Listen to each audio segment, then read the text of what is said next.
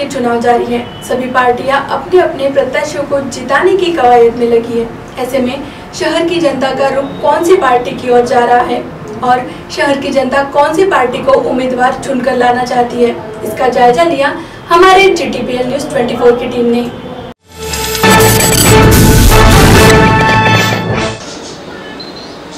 सगळी राजकीय धुळदाण सुरू आहे आणि सगळे छुलेरे सुरू आहे। स्वैराचार वैचारिक कल्ला सुरू, ज्याला आपण म्हणू राजकीय कल्ला सुरू आहे।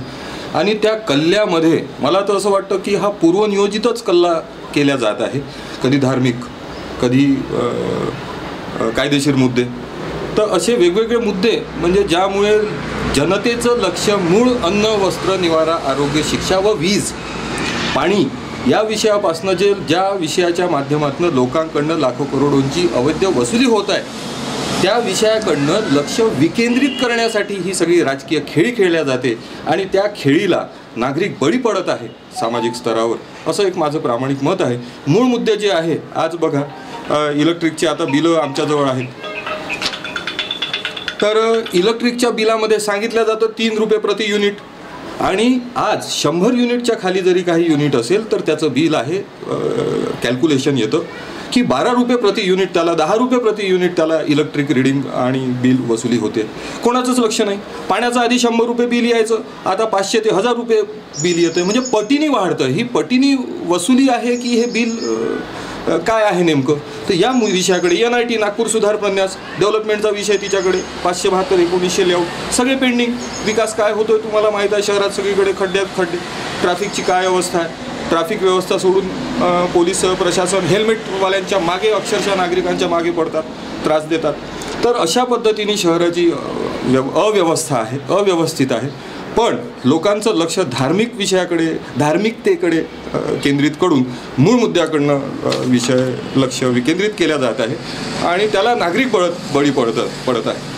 तर चॅनलच्या माध्यमातून, आपल्या GTPLच्या माध्यमातून मी एक सर्वसामान्य नागरिक प्रतिनिधी म्हणून किंवा कार्यकर्ता म्हणून, मी एक शेतकरी आहे, मी शेती करत आहे, शेतीतले प्रश्न मला माहीत आहे। शेतीवरही म्हणजे राजकीय अव्यवस्था तर सोडा, कर्जमाफीच्या नावाने बरीच हेळसांड झाली कास्तकाराची, तर जनावरही मोकाट, जंगलातले जंगली जनावर तेही कास्तकाराला उद्ध्वस्त करत आहे। कोणाचं मूळ विषयाकडे लक्ष नाही, भावबाजीकडे शेतकऱ्याच्या लक्ष नाही, तर दुर्लक्षच केल्या जात आहे। पण गाजावाजा असा केला जात आहे की नागरिकाची दिशाभूल व्हावी, मूळ मुद्दे बाजूला व्हावे आणि इलेक्शन व्हावं। त्या पद्धतीने नागरिकांना आव्हान आहे की स्वच्छ, सुंदर, सुरक्षित जो नागरिकांसाठी, पक्षपार्टी जाती धर्मासाठी म्हणून नाही, या देशासाठी नागरिकासाठी जो प्रामाणिक उमेदवार असेल तो निवडावा। त्या बाबतीत इथे आपल्या नागपूर, आंतरराष्ट्रीय नागपूरची अशी अवस्था आहे की माननीय गडकरी साहेब, त्यांचे चित्रीकरण किंवा व्यक्तिमत्व म्हणून तर गडकरी साहेबच आहेत, त्यात काही वाद नाही। पण नागरिकांचा प्रतिनिधी म्हणून मी सुद्धा माझा प्रश्न व्यक्त करील की मूळ जे मुद्दे आहे, SNDL झालं, SNDLच्या माध्यमातून किती अवैध वसुली, किती अन्याय अत्याचार, OCWच्या माध्यमातून किती अन्याय अत्याचार, मूलभूत पूर्तता करणे हे शासनाचं आणि स्थानिक प्रशासनाचं कर्तव्य आहे संवैधानिक, ते त्यांनी पूर्ण केलं पाहिजे। त्याच्यासाठी व्यावसायिक त्याला विषय देणे आणि अवैध वसुली करणे गलत बात आहे। तर या विषयाकडे सगळ्यांनी लक्ष केंद्रित करावं आणि तसं तर नागपूर हे भाई। काय वाटतं तुम्हाला आता जी अवस्था आहे, आता जी अवस्था आहे, पहिले गडकरी साहेब म्हणजे अतिशय आंतरराष्ट्रीय आहेतच, राजकीय व्यक्तिमत्व चांगलं आहेच, कामाचा धडाका आपण पाहतोच, ठीक आहे, मूलभूत विषय सोडून, मेन विषय सोडून, पण एक राजकीय व्यक्तिमत्व आहेच, त्यामुळे गडकरी। पण प्राधान्य ज्या वोटांनी किंवा एकदम रेकॉर्डेबल वगैरे जीत होंगी वगैरे हा जो प्रकार होता तो आज किंतु परंतुमध्ये आहे। आज गडकरीजींना सुद्धा असं कदाचित वाटत असेल की कसं काय म्हणून ही अवस्था झालेली आहे। आता लोक ठरवतील शेवटी।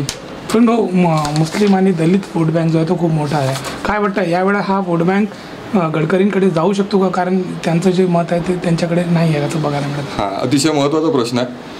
यावेळेस काय झालेलं, मागच्या वेळेस ज्या पद्धतीने लाट म्हणा किंवा व्यवस्था म्हणा, तर राजकीय व्यवस्थेनुसार मुस्लिम आणि दलित वोट ज्या पद्धतीने, ज्या फ्लोनी, ज्या प्रवाहाने भाजपाकडे आकर्षित झाले, तो प्रवाह आता निस्तारलेला आहे। लोक आता विचार करत आहे, राजकीय दृष्टीने विचार करत आहे की आम्ही जर इकडे तिकडे म्हणजे इतर पक्ष आहेत, जसं BSP झालं, RPIचे काही गट झाले, आणखी काही आंबेडकरी पक्ष आहेत, तर अशा पक्षाकडे जर गेलो तर हा उमेदवार निवडून येऊ शकतो, राजकीय याचा फायदा याला होऊ शकतो, म्हणून लोक त्याचा मग त्याला पाडण्यासाठी दुसरा उमेदवार कोण बा स्ट्रॉंग, म्हणून काँग्रेसचं पुढाकार किंवा काँग्रेसला प्राधान्यक्रम येऊ शकतो. ही नैसर्गिक अवस्था आहे, मला वाटते म्हणून नाही, जे दिसतं ते मी सांगतो.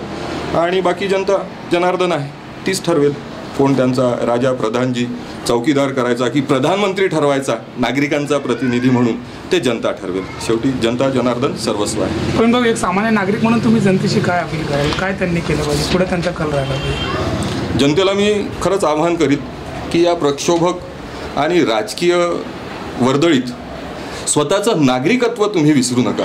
लक्षात ठेवा, राजकीय व्यवस्था असेल, न्यायिक व्यवस्था असेल, प्रशासकीय व्यवस्था असेल, त्यात सर्वोच्च स्थान जर कोणाचं आहे तर पक्ष, पार्टी, जाती, धर्माचं नाही आहे, राजकीय नेत्याचं नाही आहे. राजकीय नेता तर हा आपला लोकप्रतिनिधी आहे, नौकर आहे, दिवाणजी आहे, मुनीमजी आहे.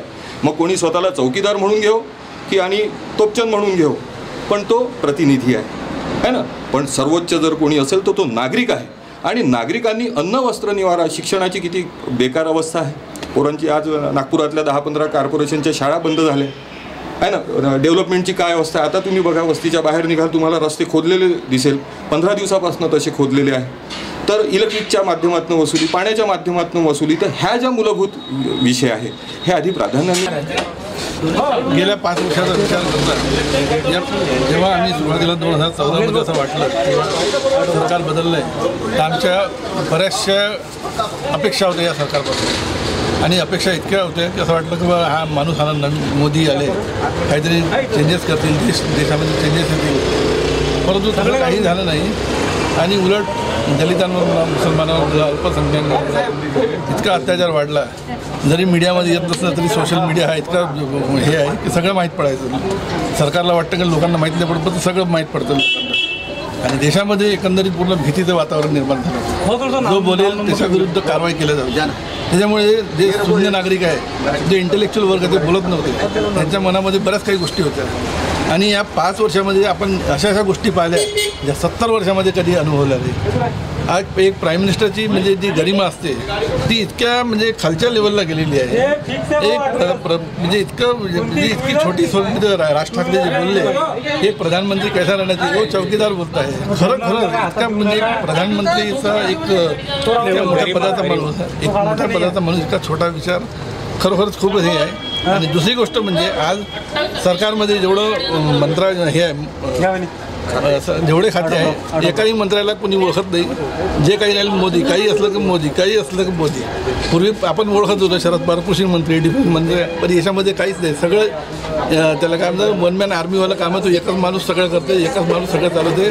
ही दडपशाही आहे, हुकुमशाही आहे. या हुकुमशाहीला उखडून फेकायचं आहे. प्रत्येक ठिकाणी हस्तक्षेप केला आहे. जे रिझर्व्ह बँक असो, CBI असो, इव्हन तुमच्या सगळ्या म्हणजे आज असं कुठल्याही याच्यावर तुम्हाला विश्वास राहिलेला नाही. तर असं सरकार नको, असा माणूसही नको. आम्हाला हे नाही आहे की पुढचा पंतप्रधान कोणी कोण राहील, कोणी पंतप्रधान राहो, पण नरेंद्र मोदी. ये है कि माननीय नितिन गडकरी जी, जो कि भाजपा, शिवसेना, रिपाई, यह युति के उम्मीदवार है और सबसे ज़्यादा जो प्राथमिकता है क्योंकि वह नागपुर के उम्मीदवार है, नागपुर शहर से जो वह उम्मीदवार है. क्योंकि नितिन जी जो है, तो नितिन जी का नाम जो है नितिन जी है, लेकिन उनका जो विशेष नाम है वो है विकास पुरुष. तो नितिन जी जो है विकास करना जानते हैं और विकास कर रहे हैं, करके ही इतना बड़ा प्रतिसाद जो नागपुर शहर से माननीय नितिन जी गडकरी जी को मिल रहा है, क्योंकि उन्होंने काम किया है.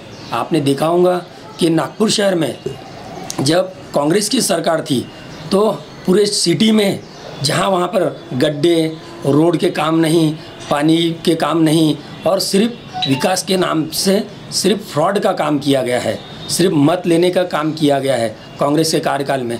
और जब से माननीय नितिन गडकरी जी आए हैं तो उन्होंने सिर्फ रात दिन 24 घंटे नागपुर शहर के तरफ में ध्यान दिया है, करके आज जहाँ पर भी आप जाइए पूरे नागपुर शहर में, यहाँ तक कि एवन गली से लेकर के तो पूरे मेन रोड तक के, तो हर तरफ में माननीय नितिन गडकरी जी ने रोड, सीमेंट रोड के काम किए हैं.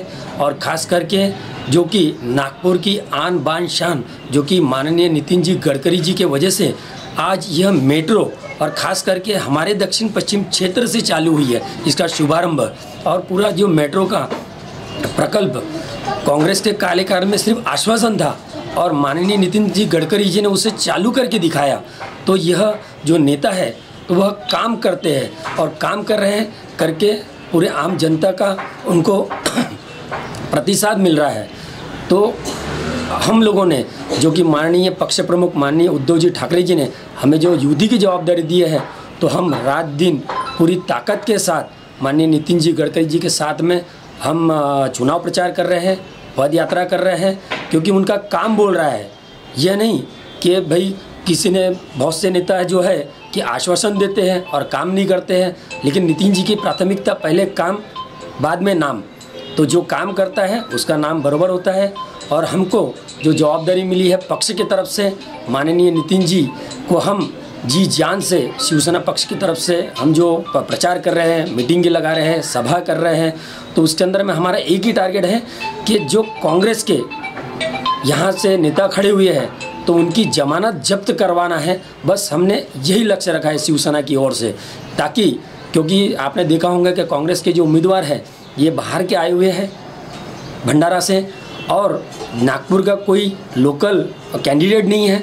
तो उन्हें क्या मालूम कि भाई आज जयताड़ा कहाँ है, मनीष नगर में कौन सोसाइटी कहाँ है, तो कौन उत्तर नागपुर में कौन बेल्ट है, जैसा कि पूर्व नागपुर कहाँ है, तो ये सब उनको मालूमात नहीं है, क्योंकि वो लोकल व्यक्ति हैं। तो घर का जो विषय है, जो घर के जो विषय है वो घर के व्यक्ति को मालूम रहता, बाहर के व्यक्ति को क्या मालूम रहेगा।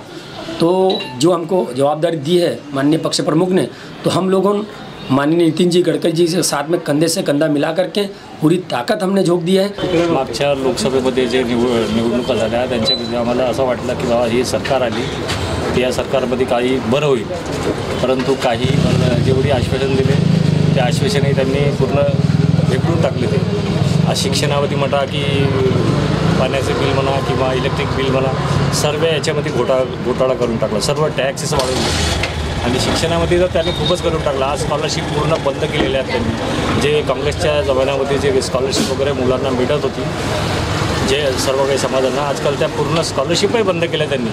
आणि याच्यानंतर ही सरकार राहिली तर याच्यानंतर तर पूर्ण स्कॉलरशिप काय पूर्ण शिक्षणावर पूर्ण भार पडणार आहे, पब्लिकवर भार पडणार आहे। आज गोरगरीब जनता लोकांना मुलाबाळांना चांगले शिक्षण द्यायला पाहिजे, पण ते शिक्षण काय होणार नाही। आणि ही सरकार आहे, ही सरकार काही बरोबर नाही आहे। आता या सरकारला फेटाळून पाडलं पाहिजे, बस एवढंच बनतो।